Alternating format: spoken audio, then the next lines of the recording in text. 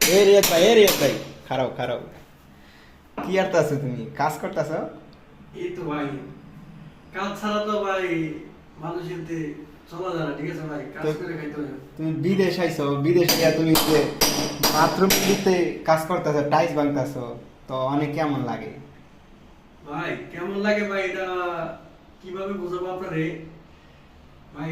খারাপ লাগলে করতে হবে, কারণ এটা নিয়ত আর কি ভাই। ও, তো বিদেশ বিদেশ আইছো তুমি, ভালো হাই কোয়ালিটি কাজ করবা, তুমি কি বাথরুম আইয়া এই যে বাথরুম পরিষ্কার করতেছো, তারপরে দেশও কাজ করছো, এটা ভালো লাগছে না?